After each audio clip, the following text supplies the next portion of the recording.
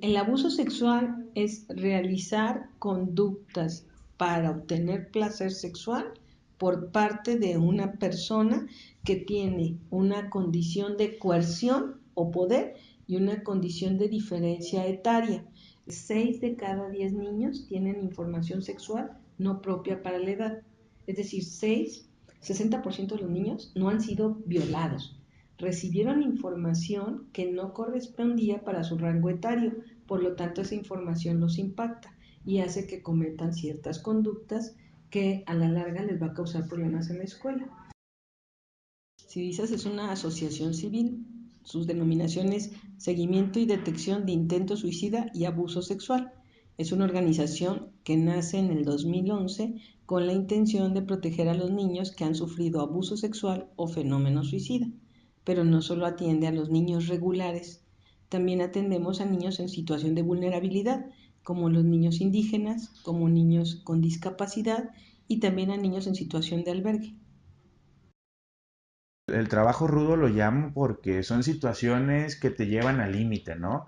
Son cuestiones en las que tú experimentas muchas veces dolor, tristeza, malestar, enojo, que te hacen sentir a ti mismo las cosas que los niños sufrieron, ¿no? De las cuales fueron víctimas. Entonces, a eso llamo trabajo rudo, algo que de verdad te da dolor de estómago, te da náuseas. No puedes creer cómo alguna persona puede ser capaz de violentar de esta manera a un niño, a una niña, a un adolescente, ¿no?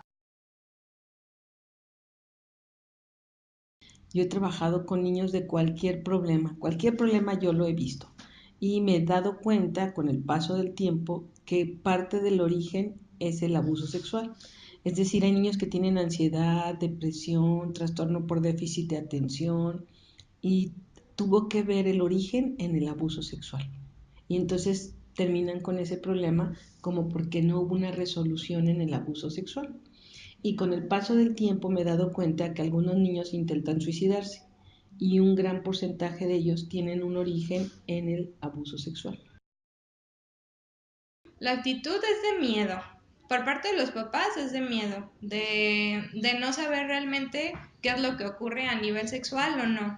Y de parte de las escuelas, pues también es como de preocupación, pero aquí el problema es que se lanza la bolita. En la escuela dicen que lo que le corresponde es a los papás, ¿no? Y a los papás, los papás lo que dicen es que la escuela es la responsable. Entonces es como, yo veo que es una actitud de miedo, de preocupación y de no saber qué hacer o no saber hasta dónde delimitar a quién le toca cada cosa. Si la sexualidad es difícil hablar de manera natural, ahora imagínate el tema de la violentación. La realidad es que el abuso sexual, más del 80% de los abusos se generan dentro de casa. ¿Sí? Entonces, ¿cuántas familias nos encontramos con secretos familiares? En la parte como tal de terror son historias que de verdad no te imaginas, ¿no? Parecería que solamente estuvieran en un libro, en una película y que vienen de una mente muy retorcida y no, pasan en la vida real, ¿no? En ese sentido sí me provoca mucho malestar, ¿no? Enojo, pero bueno, te decía que hay que mantenerse ecuánime, ¿no? Parte del éxito del tratamiento también es, uno como terapeuta, cómo afronta este tipo de cuestiones, ¿no? Fíjate que el abuso sexual tiene muchos años existiendo. Sin embargo, las nuevas generaciones viven en un entorno de permisividad total y al vivir en ese entorno, la información sexual que reciben es como de mayor grado, como más información, como menos filtros. Entonces hoy estamos viviendo un fenómeno de altos niveles de violencia y de altos niveles de estrés que no se vivían en otro tiempo, en donde las familias tenían una conformación diferente. No digo que mejor, pero era diferente.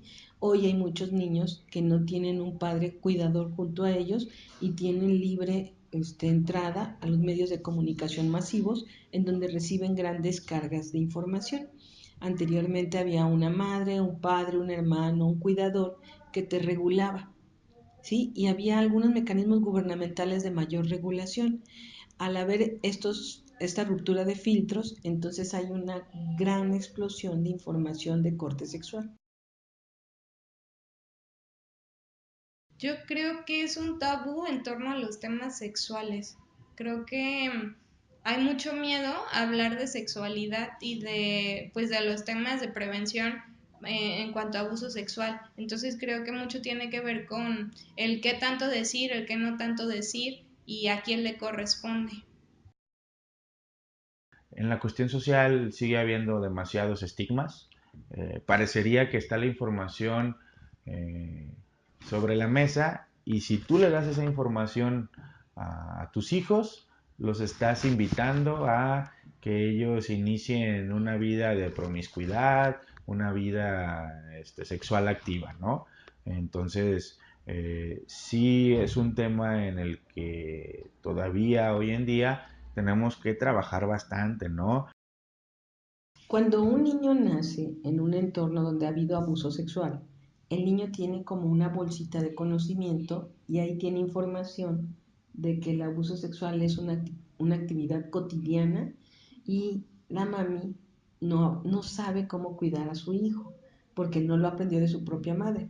Entonces, cuando llegan a la escuela, la mami minimiza y el papi minimizan la información porque es una información cotidiana para ellos.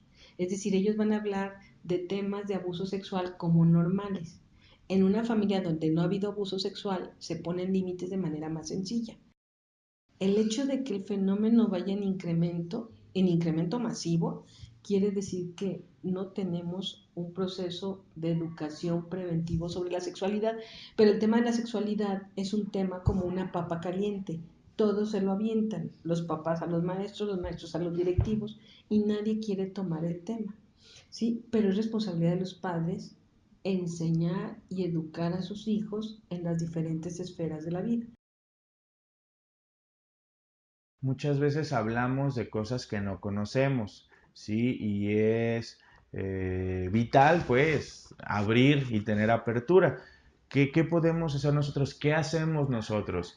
El hecho de manejar esta información de una cuestión más amena, ¿no? Por eso te hablaba yo en el sentido de sensibilización, pues, en lugar de llegar y poner el caso así como tal, asustar, espantar, ¿no?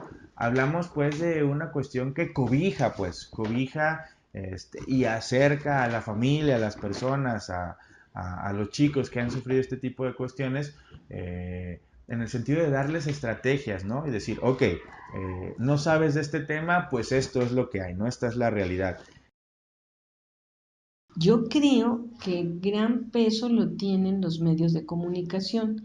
Entonces, a veces hay una resolución mediática, cuando no deberían ser los medios los que sean los que juzguen y los que determinen. Hay instituciones que les toca demarcar las partes jurídicas, pero las escuelas y los papás tienen el problema. Las escuelas porque el medio llega y los ataca, los acusa sin fundamento y asusan a los papás, les pagan dinero y esta guerra mediática es una guerra impresionante porque impide que los organismos responsables cumplan sus funciones. Es complicado porque de repente las noticias no brindan como todo el panorama o el panorama, sí, el panorama general, solamente como pequeños fragmentos y entonces para la población se genera pues mala información y eso genera pues malestar, susto, preocupación. Entonces, eso es lo único que me preocupa de repente de los medios de comunicación, que solamente es información fidedigna pero fragmentada. A mí me da mucha alegría el poder recibir aquí chicos y ver su transformación, ¿no? Y yo veo en las personas como una cuestión esperanzadora en el sentido de que siempre se pueden generar herramientas porque la mayoría de personas tienen disposición y deseo de afrontar la problemática y resolverla, ¿no? Pero esta parte esperanzadora después de la película de terror que mencionaba, me da a mí mucha alegría, ¿no? Y es lo que me sigue manteniendo aquí firme en el trabajo, debido a que muchas veces es desmoralizador para nosotros en el sentido de que trabajas, luchas, intervienes, trabajas en la prevención, trabajas en la identificación de situaciones y siguen pasando un sinfín de casos, ¿no? Entonces, ¿qué sentido tiene trabajar esta parte? Desde esta perspectiva, el hecho de estar aquí cara a cara con una persona que lo resuelve da mucha satisfacción y deseo de seguir trabajando y ayudando y apoyando en este sentido.